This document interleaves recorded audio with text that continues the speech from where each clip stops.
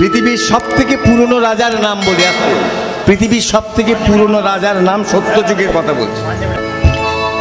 পৃথিবীর সবথেকে পুরনো রাজা যার নাম হচ্ছে মান্ধাতা। পুরনো রাজা, মন দিয়ে শুনবেন কিন্তু। এই রাজা মান্ধাতার পুত্র হলো, তার নাম কি মুচকুন্দ। মুচকুন্দ নাম নিশ্চয়ই শুনেছেন। মুচকুন্দ সব থেকে পুরনো রাজার কথা বলেছি, মান্ধাতা। আপনারা মায়েরা যদি কোনো অদ্ভুত টাইপের শাড়ি পরে যান, বাবারা দাদা ভাইরা যদি কেউ অদ্ভুত প্যান্ট শার্ট পরে যায়, বলে না, অনেকে বলেন, এই কী রে, কী জামা পরেছিস, যেন মনে হচ্ছে মান্ধাতা মালের জামা পরেছিস, এরকম কথা হয় তো। বা মায়েরা অদ্ভুত শাড়ি পরলে, কি গো কি শাড়ি পরেছো, যেন মান্ধাতা মালের শাড়ি। এই রাজা মান্ধাতা থেকে এই কথা এসেছে। তো দেখুন, লীলার মধ্যস্থানে চলে এসেছি, বেশি সময় নেব না। এতক্ষণ যদি যে জয়দেব ভক্ত জয়দেবের লীলা আস্বাদন করলেন, প্রকৃতপক্ষে এই জয়দেব কে? আগের জন্মে এই জয়দেব কোথায় ছিল, এটা আপনাদের শুনতেই হবে। এটা না শুনলে কিন্তু লীলাটা সম্পূর্ণ হবে না, সম্পূর্ণ প্রকাশ হবে না। এই যে জয়দেব ভক্তরূপে এলো কলিযুগে, কেন্দুলি গ্রামে, বীরভূম জেলায় 8 জন্মে এই জয়দেব কোথায় ছিল, কার সন্তান ছিল? 8 জন্ম মানে কোন জন্মে? সত্যযুগে ছিল। এই জয়দেব ছিল সত্যযুগে। সত্যযুগে কি নাম ছিল, কার পুত্র ছিল? পৃথিবীর সবথেকে পুরনো রাজার নাম বলি আজকে। পৃথিবীর সবথেকে পুরনো রাজার নাম সত্যযুগের কথা বলছি। পৃথিবীর সবথেকে পুরনো রাজা যার নাম হচ্ছে মান্ধাতা। পুরনো রাজা, মন দিয়ে শুনবেন কিন্তু। এই রাজা মান্ধাতার পুত্র হলো, তার নাম কি মুচকুন্দ। মুচকুন্দ নাম নিশ্চয়ই শুনেছেন। মুচকুন্দ সব থেকে পুরনো রাজার কথা বলেছি, মান্ধাতা। আপনারা মায়েরা যদি কোনো অদ্ভুত টাইপের শাড়ি পরে যান, বাবারা দাদা ভাইরা যদি কেউ অদ্ভুত প্যান্ট শার্ট পরে যায়, বলে না, অনেকে বলেন, এই কী রে, কী জামা পরেছিস, যেন মনে হচ্ছে মান্ধাতা মালের জামা পরেছিস, এরকম কথা হয় তো। বা মায়েরা অদ্ভুত শাড়ি পরলে, কি গো কি শাড়ি পরেছো, যেন মান্ধাতা মালের শাড়ি। এই রাজা মান্ধাতা থেকে এই কথা এসেছে। তা বলি, সত্যযুগের রাজা মান্ধাতার ছেলের পুত্রের নাম হচ্ছে মুচকুন্দ। তা সেই মুচকুন্দ প্রচণ্ড প্রতাপশালী, শক্তিশালী, প্রচণ্ড শক্তি। এত শক্তি মানে তার কাছে 10-20টা মানে হাতি কোনো কিছু ব্যাপার না, এত মুচকুন্দ শক্তি ছিল। এইবারে সেই সময় স্বর্গের দেব দানবের, দেবতার অসুরদের দ্বন্দ্ব ছিল, জানেন নিশ্চয়ই। দেবতার অসুরদের দানব, চিরদিন যুদ্ধ, অশান্তি অনটন, দেবতার অসুরদের মধ্যে যুদ্ধ হতো। সেই সময় দেবতাদের কেউ পথ দেখাবার কেউ ছিল না। স্বর্গের দেব সেনাপতির নাম জানেন? বলুন, অল্প ভক্ত তো, বলুন তো বাবা, স্বর্গের দেব সেনাপতির নাম কি? নিশ্চয়ই জানবেন আপনারা, বলি না, কে জানবে? বলেছে, কি বললেন? স্বর্গের দেব সেনাপতির নাম রাধে, বলো। কার্তিককে হরগৌরী নন্দন, শিব এবং পার্বতীর পুত্র কার্তিক হচ্ছে স্বর্গের দেব সেনাপতি। কিন্তু যখন দেব সেনাপতি কার্তিক ছিল না, অর্থাৎ মাতৃগর্ভে, মা পার্বতীর গর্ভে জন্মগ্রহণ করেনি, শিবের পুত্ররূপে যখন আসেনি, তখন দেবকুলে কোনো দেব সেনাপতি ছিল না। তাই প্রায় সময় ওই দেবতা অসুরদের যুদ্ধে দেবতারা পরাজিত হতো। একটা পরাক্রমশালী দেব সেনাপতির দরকার ছিল। তখন শ্রী গোবিন্দের নারায়ণের নির্দেশে বলল, তোমরা পৃথিবীর মাটিতে যাও, মান্ধাতার পুত্র মুচকুন্দকে নিয়ে এসো, তার প্রচণ্ড শক্তি, সে তোমাদের সহযোগিতা করতে পারবে।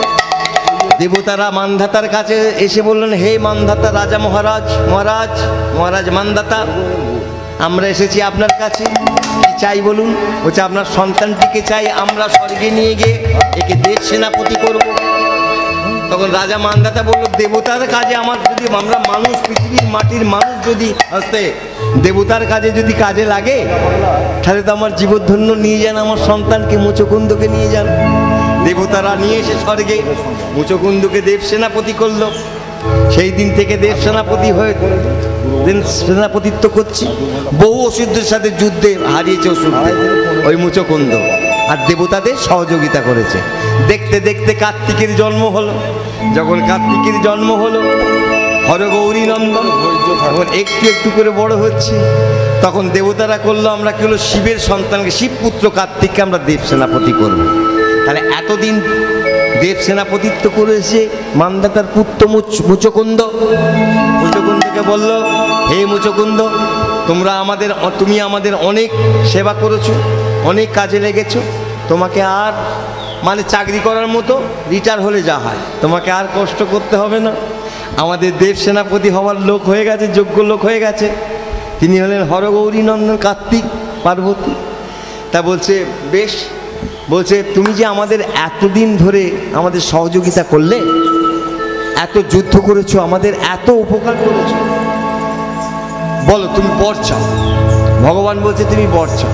বলছে প্রভু আমি দেব কাজে নিযুক্ত হয়েছি, আমি কিছু পাওয়ার জন্য নয়। হয়তো মুচকুন্দ বলছে আমি কোনো কিছু চাই না, আমি দেবতাদের কাজে লেগেছি, এটাই আমার পরম। বলছে না, তোমাকে কিছু নিতে হবে। বলছে যদি কিছু দিতে হয় আমাকে এই দিন, আমি এতদিন ধরে বড় পরিশ্রম করেছি, ঝগড়া করেছি, অশান্তি করেছি অসুরদের সাথে আপনাদের জন্য, আমি বড় ক্লান্ত, বড় শান্ত, আমি বড় ক্লান্ত।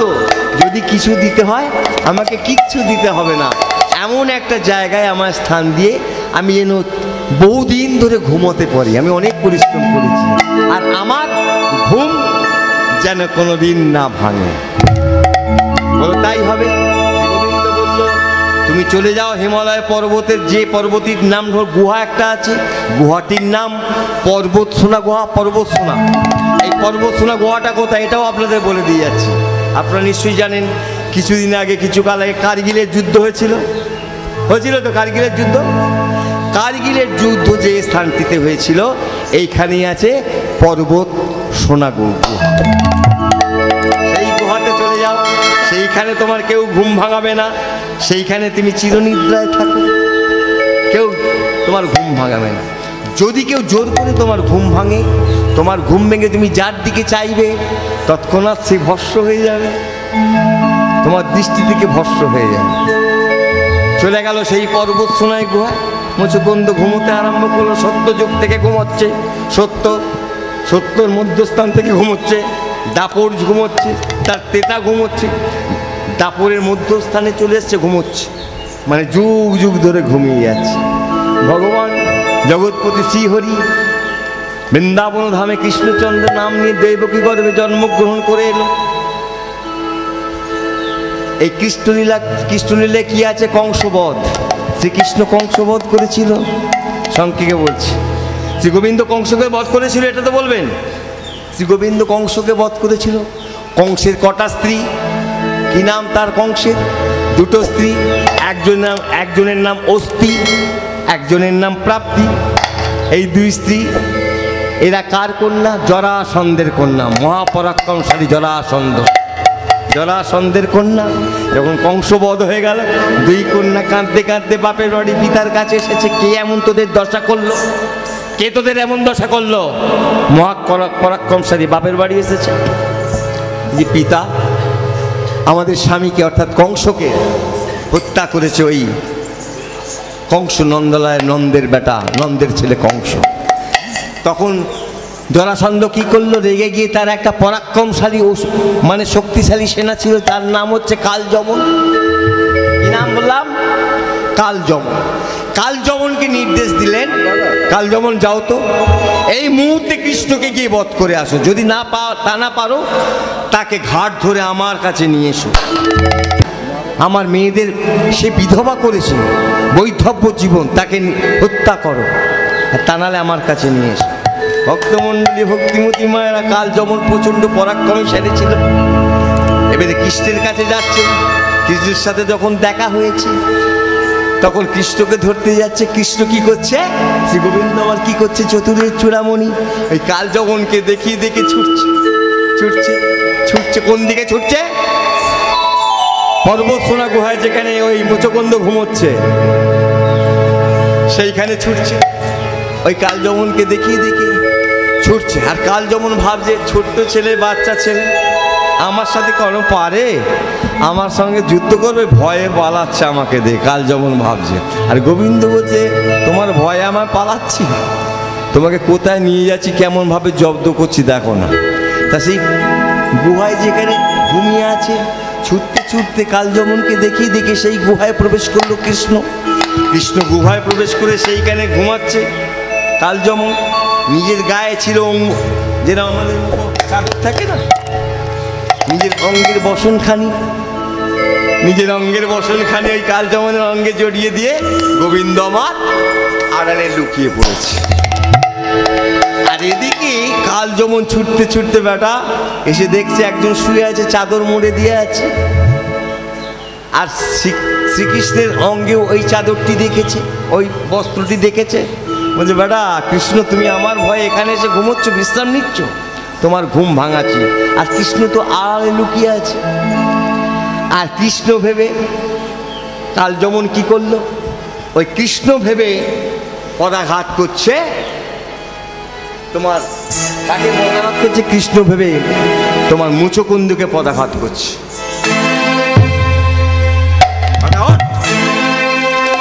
আমার ভয়ে ঘুমোচ্ছ, এখানে ঘুমোচ্ছ, আমি ছুটছি তোমার পিছনে, তুমি এখানে ঘুমোচ্ছ।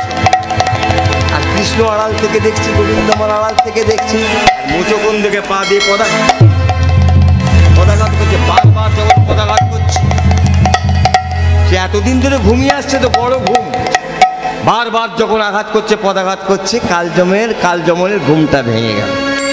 বুঝতে পারছে না কি ঘটছে। দেখুন কাল যমন কিছু বুঝতে পারছে না কি হচ্ছে। যেই ঘুমটি ভেঙে গেছে, চোখটা রগড়াচ্ছে, কি হচ্ছে বুঝতে পারছে না। গোবিন্দ বলছে তুমি বাবা চুপচাপ ঘুমো, তোমাকে কিছু বুঝতে হবে না, তুমি এবার চোখ মেলে ওর দিকে তাকাও। যেই চোখ রগড়াতে রগড়াতে কাল যমনের দিকে তাকিয়েছে, কাল যমন সেই প্রবর্ষণা গ্রহের মধ্যে হরিবল হয়ে গেল।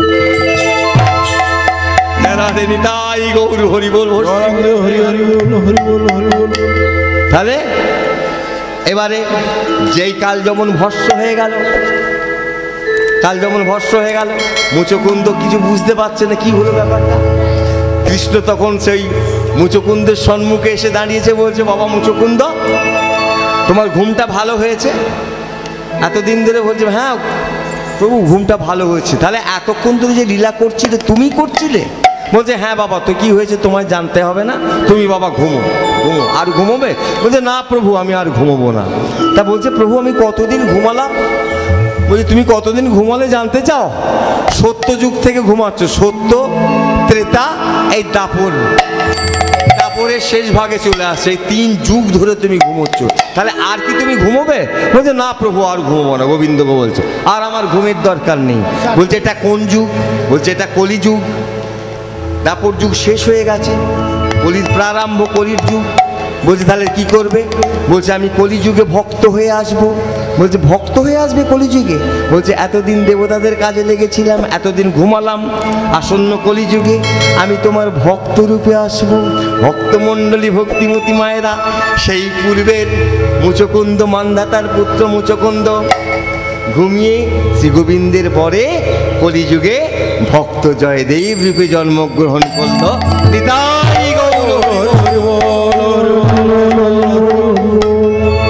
ঠিক আছে, এই কথাটা এগুলো শুনতেই হতো, নাহলে লীলাটা বুঝতেই পারতেন না, পূর্ণ প্রকাশ পাচ্ছে না।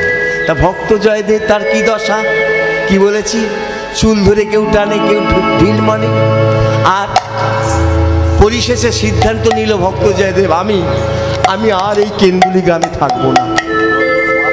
আমার মা নেই, বাবা নেই, নিজের বলতে কেউ নেই, নিজের বলতে অন্ন বস্ত্র কিছু নেই, আমি কেন থাকবো এই কেন্দুলি গ্রামে?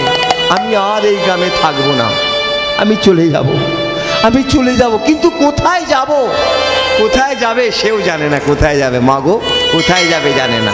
তাই ভগবান তাকে কোথায় নিয়ে যাচ্ছে দেখুন, গোবিন্দ কোথায় নিয়ে যাচ্ছে, সে কোথায় যাবে জানে না। ভক্ত জয়দেবের বাসস্থান হচ্ছে, জন্মস্থান বীরভূম জেলা।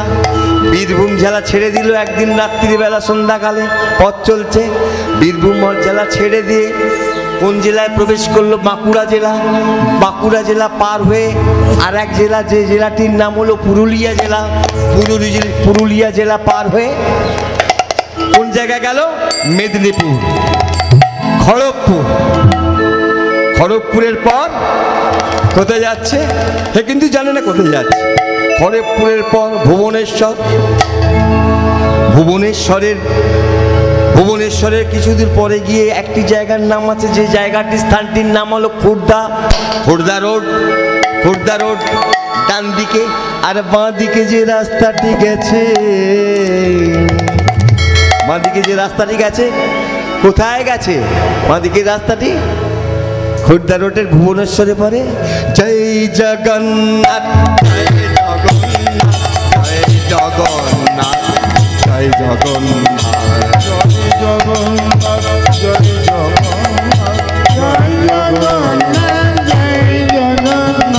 জয় জগন্নাথ, জয় জগন্নাথ,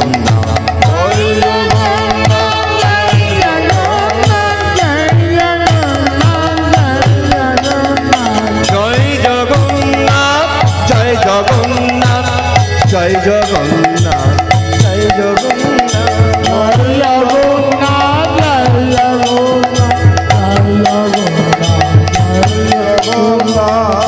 তাহলে ভগবান শ্রী গোবিন্দ মা যার আর এক রূপ জগন্নাথ, ভক্তকে টেনে টেনে নিয়ে যাচ্ছে জগন্নাথ ধামে, নিজের ধামে। আর ভক্ত জয়দেব কখনো চোখের জল ঝরছে, কতদিন তার খাওয়া হয়নি, পথ চলছে আঘাতে আঘাতে, দেহ ক্ষত বিক্ষত, কাঁটার আছে।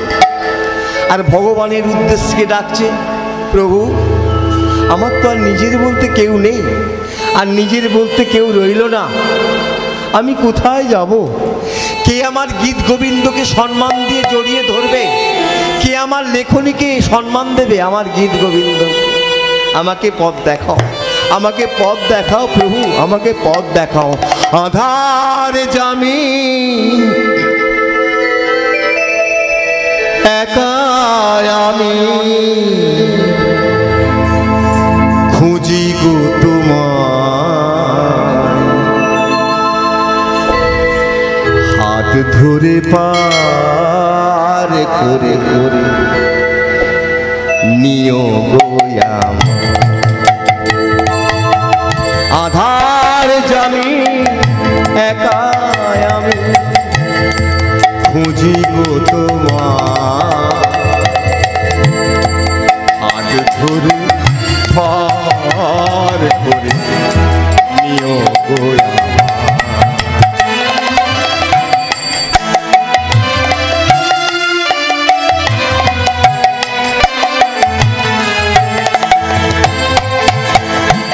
রাধা রমন মদন মোহন ও গিরিধারী, অহরহ বংশী ধ্বনি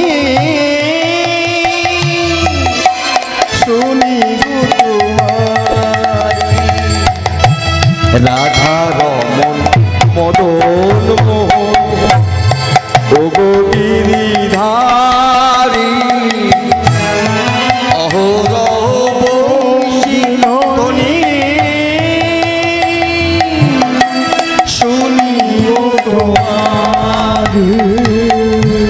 তুমি বিনে অভাজনে, তুমি বিনে অভাজনে, করাবে কি হাত ধরে আর করে নিও গো আমায়। আধার জামি একা আমি, খুঁজি গো তোমায়, হাত ধরে পার করে নিও গো আমায়। দয়াল হাত ধরে পার করে নিও গো আমায়, হাত ধরে পার করে নিও গো আমায়। এইভাবে পথ চলতে ভগবানকে স্মরণ করতে করতে ভগবান টেনে নিয়ে যাচ্ছে। কি বললাম, জগন্নাথ ধামে এসেছে। জগন্নাথ ধামে যখন এসেছে, সন্ধ্যাকাল হয়ে গেছে। জগন্নাথ ধামের মন্দিরের দরজা বন্ধ করে সকল ব্রাহ্মণ পাণ্ডারা আরতি করছে, জগন্নাথের আরতি সমাপন করছি। তখনকার দিনে আপনারা সবাই জানেন একটা রীতি ছিল, সমাজ ব্যবস্থা মানে জাত নিয়ে খুব ভেদাভেদ ছিল। উচ্চস্তরের পণ্ডিত ব্রাহ্মণরা মা শুদ্ধদের নিচু জাতিদের দেখতে পারত না। সেই জন্যই তো চৈতন্য মহাপ্রভুর আবির্ভাব। মহাপ্রভু যে 537 বছর আগে এলে আমাদের মাঝে কেন? যে মানুষ সবাই ভগবানের আমরা সন্তান, জাতি ভেদাভেদ হবে কেন? তা সেই জগন্নাথ ধামে সেই রীতি ছিল, পণ্ডিত ব্রাহ্মণরা জগন্নাথ দেবের আরতি করবে, কিন্তু নিম্ন ছোট জাতির মানুষরা সেই আরতি দর্শন করতে পারবে না, সে অনুমতি নেই। তাই দরজা বন্ধ করে আরতি হচ্ছে। আর ভক্ত জয়দেব সে তো খ্যাপা পাগল, হ্যাঁ, সে তার মাধু যে নাম দিয়েছিল, রাখাল বালক, গোপ বালক, মাধু, নীলমাধব নাম দিয়েছিল, সে দরজাটা ফাঁক করে আস্তে আস্তে সরিয়ে দেখছে পাণ্ডারা আরতি করছে। আর জয়দেব প্রভু কি করেছে, মাথাটা দিয়ে আরতি দেখছে আর জগন্নাথ দেবকে দর্শন করছে। কিন্তু জগন্নাথ দেবকে কি দেখছে? জয়দেব দেখছে তার সেই ছোটবেলার মাধু, নীলমাধব যাকে নাম দিয়েছিল। খ্যাপা তো পাগলের ঘরে বলছে, আরে বাবা বাবা বাবা মাধু, আরে মাধু, তুই এইভাবে বসে আছিস? আরে এখানকার পণ্ডিত ব্রাহ্মণরা দেখছি তোর হাত পা তো সব নিয়ে নিয়েছে, হ্যাঁ, তুই এখানে জগন্নাথ রূপে বসে আছিস? হ্যাঁ, কিরে বাবা বাবা। পাগলের খ্যাপার খেয়ালে ছুটতে ছুটতে গিয়ে জগন্নাথ ভাবে বিভোর হয়ে মাধু ভেবে জগন্নাথকে জড়িয়ে ধরতে গেছে। যেই জড়িয়ে ধরতে গেছে, জগন্নাথ ধামের পণ্ডিত ব্রাহ্মণরা একজন দেখতে পেয়েছে, দেখতে পেয়ে সবাইকে দেখাচ্ছে, বলছে মার ওকে, মার মার ওকে, মার মার মার। আমাদের জগন্নাথকে অপবিত্র করে দিয়েছে। এই নিচু শ্রেণী, নিচু জাতি মেলোচ্ছে, তাহলে তো হবেই পাগলের মতো বড় বড় চুল, হ্যাঁ, গায়ে দুর্গন্ধ। পাণ্ডারা ভাবছে নিচু শ্রেণী, আমাদের জগন্নাথকে স্পর্শ করে দিয়েছে, আমাদের জগন্নাথ অপবিত্র হয়ে গেছে, মার। কি করলো তারা? জগন্নাথ মন্দিরের মধ্যে ভক্ত জয়দেবকে বেত্রাঘাত করছে,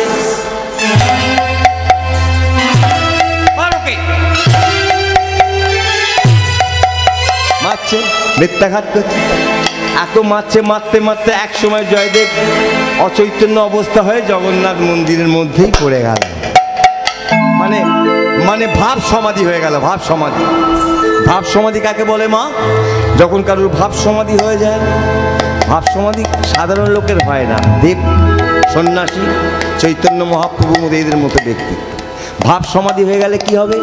মনে হবে সম্পূর্ণ লোকটা মারা গেছে, কিন্তু মারা যায়নি, ভিতরে তার প্রাণ আছে। সম্পূর্ণ রূপে জানা যাবে যে সে মারা গেছে, কিন্তু মারা যায়নি। ভাব সমাধি জয়দেবের তাই হয়ে গেছিল। তখন পাণ্ডারা দুঃখ করছে, আমরা কি করলাম? ব্রাহ্মণরা চিন্তা করছে, আমরা কি করলাম? স্বয়ং জগন্নাথের সম্মুখে আমরা একে পিটিয়ে মেরে ফেললাম। চুপিসারে সন্ধ্যাবেলা রাত হয়ে গেছে, আর একদম কাছে চলে এসেছি, আর বেশি সময় নেই। তো সবাই মিলে ধরাধরি করে সমুদ্রের জলে গিয়ে ভাসিয়ে দিয়ে এলো। কোন জায়গাটা ভাসিয়ে দিয়ে এলো? জগন্নাথ ধামে গেছেন যারা, স্বর্গদ্বারের নাম শুনেছেন তো? স্বর্গদ্বারের সমুদ্রের এক মহাঘাট আছে, সেই স্বর্গদ্বারের ঘাটে গিয়ে জয়দেবের দেহটাকে সমুদ্রের জলে ভাসিয়ে দিল। তো কিন্তু সমুদ্রে কোনো জিনিস যদি ভাসিয়ে দেয়, সমুদ্র গ্রহণ করে? যাই ভাসাবে সমুদ্রের জলে, যাই কিছু দেবেন, সে ঢেউ উত্তালে তুলে দেবে, মানে পাড়ে তুলে দেবে, কিচ্ছু নেবে না সমুদ্রদেব। সমুদ্রদেব দিতে জানে, নিতে জানে না, কিছু নেবে না।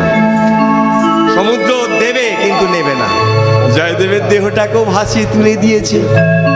এদিকে পণ্ডিত ব্রাহ্মণরা বললো আমরা ভাসিয়ে দিয়ে এসে দেখছে, পুনরায় যখন জগন্নাথ দেবের আরতি করতে যাচ্ছে, দেখছে কাঠের মূর্তি জগন্নাথের দেহ থেকে রুধি বইছে, রুধি ঝরছে, অর্থাৎ রক্ত ঝরছে, রক্ত পরিত হচ্ছে। তারা প্রার্থনা করছে, প্রভু আমাদের কি অপরাধ হয়েছে, এই জগন্নাথ আমরা কি করেছি, কেন তোমাকে এমন দেখাচ্ছে, কেন তোমার অঙ্গ হতে রুদি ঝরছে অর্থাৎ রক্ত পড়ছে। সেই মূর্তি থেকে ধ্বনিত হচ্ছে যেমন দৈববাণী হয়, তোমরা আমার এত বড় ভক্তকে প্রহার করেছ, ও আমার কত বড় ভক্ত, কোথা থেকে কোথায় আমি ওকে নিয়ে এসেছি, আমি ওকে নিয়ে এসেছি। জগন্নাথ বলছে তোমরা এইভাবে ওকে প্রহার করলে, যতবার ওর দেহে আঘাত করেছে দেখো দেখো। জগন্নাথ বলছে আমার পৃষ্ঠদেশে আঘাত লেগেছে, ভক্তকে আঘাত করেছে, ভক্তকে মেরেছে, কিন্তু সেই আঘাত আমার ভগবান গোবিন্দের জগন্নাথের পৃষ্ঠদেশে লেগেছে। দেখো কি করলে তোমার রুদি বন্ধ হবে প্রভু, রক্ত কি করে বন্ধ হবে।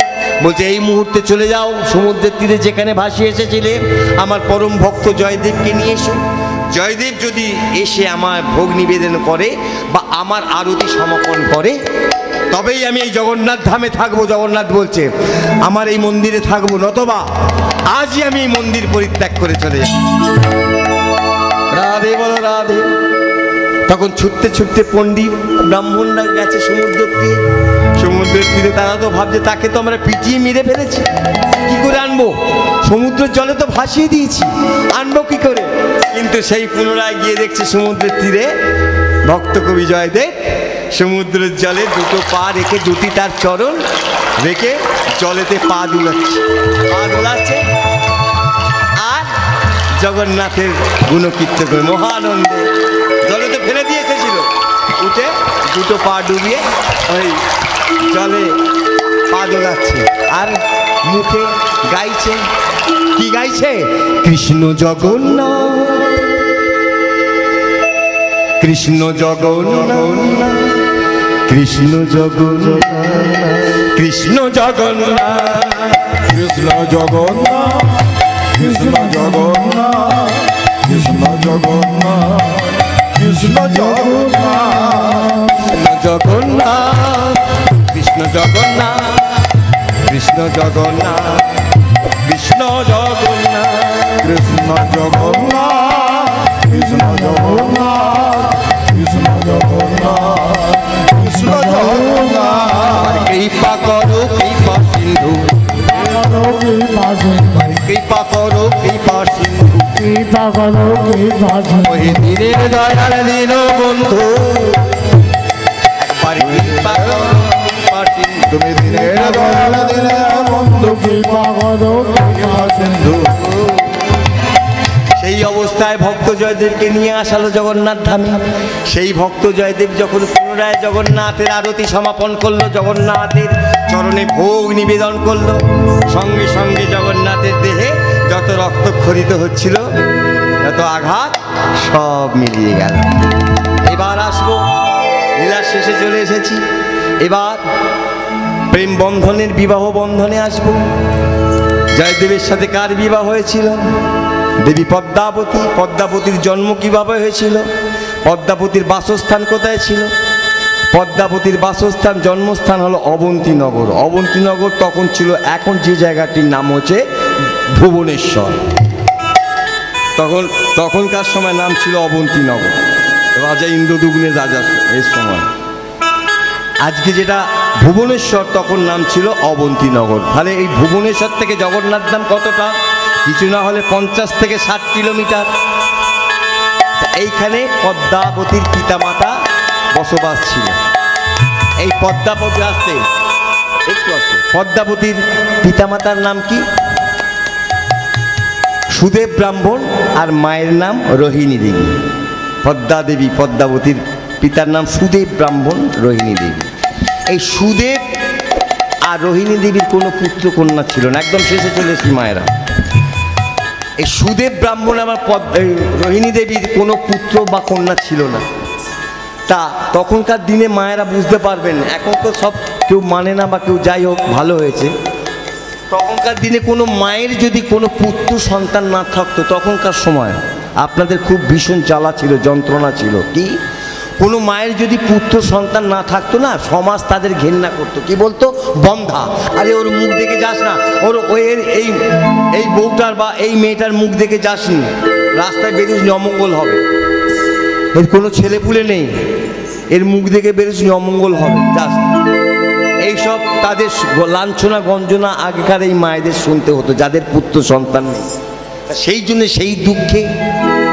সেই দুঃখে পিতামাতা ওই সুদেব ব্রাহ্মণ রোহিণী দেবী একটা পুত্র সন্তানের জন্য জগন্নাথ ধামে এসে সমাজের লাঞ্ছনা গঞ্জনা সহ্য করতে না পেরে জগন্নাথ মন্দিরে এসে জগন্নাথের কাছে হত্যে দিয়ে পড়েছিল দীর্ঘদিন পরে জগন্নাথ ভগবান জগন্নাথ সন্তুষ্ট হয়ে স্বপ্নাদেশ দিলেন, হত্যে দিয়ে পড়ে আছে। বলছে, হে সুদেব ব্রাহ্মণ, মা রোহিণী দেবী, তোমরা সন্তান পাবে, তবে সন্তান মধ্যে তোমরা কন্যা সন্তান পাবে, পুত্র সন্তান নয়। তবে একটা শর্তেই, যে সন্তান আমি তোমাদের দেব, আমার আশীর্বাদে যে সন্তান তোমরা পাবে সেই কন্যা সন্তান তোমরা পাবে। কিন্তু সেই কন্যা সন্তানের যখন 1 বছর 2 বছরে একটু একটু করে যখন 16 বছর বয়স পূর্ণ হবে, 16 বছর বয়স পূর্ণ হয়ে গেলে সেই কন্যাকে তোমাদের কিন্তু আমার কাছে দিয়ে যেতে হবে, আর তোমরা পাবে না। রাজি আছো? ভগবান জগন্নাথ দেব স্বপ্নাদেশ দিচ্ছে। বলছে, হ্যাঁ প্রভু, 16 বছর বয়সে মেয়েকে জগন্নাথ ধামে দিয়ে যেতে হবে। কেন দিয়ে যেতে হবে গো মা? কেন? ভক্ত জয়দেবের সাথে তার বিবাহের বন্ধনে বন্ধিত করবে, সেই জন্য নিতাই গৌর হরি বল, হরি হরি বল, হরি বল। এবারে 16 বছর দেখতে দেখতে তারা সন্তান লাভ করেছিল। ছোট্ট করে বলছি, যখন দেখতে দেখতে পূর্ণ 16 বছরে পূর্ণ হলো, পিতামাতা কথা দিয়েছিল জগন্নাথ মন্দিরে মেয়েকে দিয়ে আসবে। পিতামাতা জগন্নাথ মন্দিরে দিয়ে এলো। জগন্নাথ মন্দিরে দিয়ে সে পুনরায় জগন্নাথ স্বপ্নাদেশ দিচ্ছে তাদের, শোনো সুদেব ব্রাহ্মণ, শোনো মা, আমার কাছে দিয়ে যেতে হবে না। এই মন্দিরেই আমার এক পরম ভক্ত আছে, তার হস্তেই তোমার কন্যাকে সম্প্রদান করে দিয়ে যাও। পরম ভক্ত জয়দেব কোথায় আছে? সমুদ্রের তীরে দেখবে বাঁশের কুঠি, খড়ের চাল বাঁশের খুঁটি আছে, সেইখানে আমার ভক্ত বসবাস আছে। মহা আনন্দে সুখদেব ব্রাহ্মণ জয়দেব পদ্মাবতী দেবীকে নিয়ে এসে, কে আছো ভক্ত জয়দেব, ভক্ত জয়দেব, কে আছো বাবা জয়দেব, কে আছো? সে যে কুটিরে ভজন কীর্তন করছে জয়দেব প্রভু, সেই কুটিরে গিয়ে, অন্য কুটিরে গিয়ে বলছে, কে আছো? ভিতর থেকে একটা আওয়াজ আসছে, হরে কৃষ্ণ নাম, হরে কৃষ্ণ নাম, হরে কৃষ্ণ নাম, কৃষ্ণ কৃষ্ণ কৃষ্ণ। দরজাটি খুলে দ্বারটি খুলে ভেতরে এসেছে। বলছে, আপনারা কারা? বলছে, আমরা স্বয়ং জগন্নাথের নির্দেশে বাবা তোমার কাছে এসেছি। পদ্মা দেবীর পিতা বলছে, বুঝে জগন্নাথ দেবের? বলছে, হ্যাঁ, আমরা জগন্নাথের নির্দেশ পেয়েছি, স্বপ্নাদেশ পেয়েছি। কি স্বপ্নাদেশ পেয়েছি? বলছে, সেই জন্য যে তোমার কাছে এসেছি। এই যে আমার কন্যা, আমার কন্যাকে তোমায় গ্রহণ করতে হবে। চমকে গেছে, আপনার কন্যাকে গ্রহণ করবো মানে? বলছে, বিয়ে করতে হবে, এইটাই জগন্নাথের নির্দেশ। বলছে, আমি বিয়ে করবো না, আছে চাল, না আছে আমার চাল, না আছে চুল্ল, না আছে আমার অন্য বাসস্থান, আমি আপনার মেয়েকে বিবাহ করবো? বলো, আমি ওসব জানি না বাবা, আমাকে যে পাঠিয়েছে আমি তার কাছে বেশি কথা বলতে চাই না, আমি অত কথাও বলতে চাই না। কি বললো? মেয়ের দুটি কি করলো? মেয়ের দুটি হাত নিল আর ভক্ত জয়দেবের দুটি হাত দিল। সেই জয়দেবের হাতে সম্প্রদান করে, কি করছেন? দাঁড়ান আপনি, দাঁড়ান, কি করছেন? আরে ও ঠাকুর মশাই কি বলছেন? শ্বশুর মশাই কি বলছেন? না না না, কি করছেন? বলছে, আমি কিছু করছি না বাবা, আজ থেকে আমার কন্যার কোনো দায়ভার রইল না, আজ থেকে তোমার হস্তে সম্প্রদান করে দিলাম। তাহলে বিবাহের বন্ধনে বন্দিত হয়ে গেল ভক্ত জয়দেব। যখনই বিবাহ হয়ে গেল, তখনই জগন্নাথের নির্দেশে পুনরায় বলল, তোমাকে আর এই জগন্নাথ ধামে থাকতে হবে না, তুমি ফিরে যাও নিজের গৃহে, নিজের গৃহে ফিরে যাও। সেই জগন্নাথের ভগবানের নির্দেশ পাওয়া মাত্র পুনরায় এই বীরভূম জেলার কেন্দ্রী গ্রামে ফিরে এলো জয়দেব পদ্মাবতী স্বামী স্ত্রী। ফিরে এলো কি বলেছিলাম? রাজা লক্ষণ শেঠ ভক্ত জয়দেবের কাছে দীক্ষা গ্রহণ করেছিল, বলেছিল গুরুদেব আপনার দক্ষিণা স্বরূপ কি চাই? বলল কিছু আমার চাই না, এই অজয় নদীর তীরে রাধা গোবিন্দের মূর্তি নির্মাণ করে দাও, আর আমার জন্য আমরা আমাদের স্বামী স্ত্রীর জন্য একটা ভজন কুটির করে দাও, এই আর কিছু চাই না। রাজা লক্ষণ সিং করে দিয়েছিল। প্রত্যেক দিন ওই ভজন কুটিরে অজয় নদীতে স্নান করে আসতো, কীর্তন করত, সর্বদা ভজন কীর্তন করতো, পূজা অর্চনা করত। এইবারে দেখুন ওই গীত গোবিন্দম রচনা হচ্ছে। কি বলেছিলাম? সরগরলখণ্ড মম শিরমণ্ডলম দেহি পদপল্লবম। পুরো গ্রন্থটা বইটা পুরো লিখে ফেলেছে, একদম শেষ অধ্যায় একটা কথা আছে, এই শ্লোকটা সরগরলখণ্ড মম শিরমণ্ডলম এই পর্যন্ত লিখেছে, বাকিটা আর লিখতে পারছি না। বলছি কি করে লিখবো? তারপরের কথাটার মানে কি? শ্লোকটার মানে রাধারানীর চরণ শ্রীগোবিন্দ মাথায় নিয়েছিল। ভক্ত জয়দেব বলছে এটা আমি কি করে লিখবো? আমার ভগবান গোবিন্দ রাধারানীর চরণ মাথায় নিতে পারে, এটা আমি লিখতে পারছি না। সেদিন কেন, একদিন পেরিয়ে গেল, দুদিন পেরিয়ে গেল, তিন দিন পেরিয়ে গেল, সেই কথাটা লিখতে পারছে না কিছুতেই। পদ্মাবতী বলছে স্বামী তুমি দেখতে দেখতে দুদিন তিন দিন হয়ে কিছু খাওনি, চান করোনি, কি তোমার এত চিন্তা, কি লিখতে পারছো না তুমি, কি তোমার সমস্যা বলো? বলছে পদ্মা কি বলবো তোমার, তুমি বুঝবে না, আমি একটা কথা কিছুতেই লিখতে পারছি না, আমার লেখা পূর্ণ হবে কি করে, আমার গীত গোবিন্দম সম্পূর্ণ হবে কি করে? দেখুন বলছে এক কাজ করো স্বামী, তুমি আজকে দ্বীপ্রবালায় 2-3 দিন তোমার খাওয়া হয়নি, তুমি ভালো করে স্নান করে এসো, অজয় নদের তীরে নদীতে স্নান করে এসো, এসে ভালো করে ভোজন করো, খাওয়া দাওয়া সেরে আবার পুনরায় লিখতে বসবে। বলছে তাহলে দাও, তেল দাও, স্নান করে আসি, গামছা নিয়ে কাঁধে।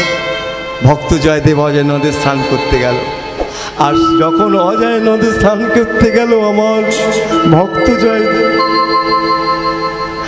আমার ভগবান গোবিন্দ ভক্তের জয়দেবের রূপ ধরে জয়দেবের কুঠিরে এলো।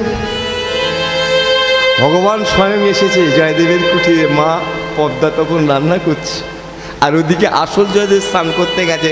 পদ্মা দাও তুমি আমাকে তাড়াতাড়ি সেবা দাও, তুমি আমাকে তাড়াতাড়ি, আমার বড্ড খিদে পেয়েছে যেন, আমি তাড়াতাড়ি সেবা দাও, আমাকে লিখতে বসতে হবে, আমাকে তাড়াতাড়ি সেবা দাও। স্বামী তুমি এত তাড়াতাড়ি চলে এলে, তোমার স্নান হয়ে গেল, কিন্তু স্বামী তো আসেনি গো মা, স্বামী তো আসেনি, স্বয়ং ভগবান গোবিন্দ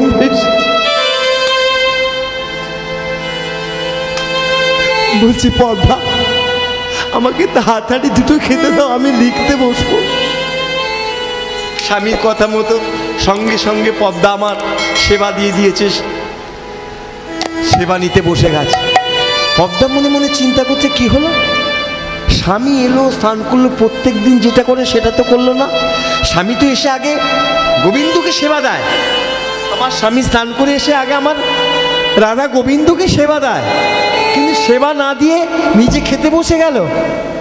কে কাকে সেবা দেবে? যাকে সেবা দেয় সে তো নিজে এসেছে,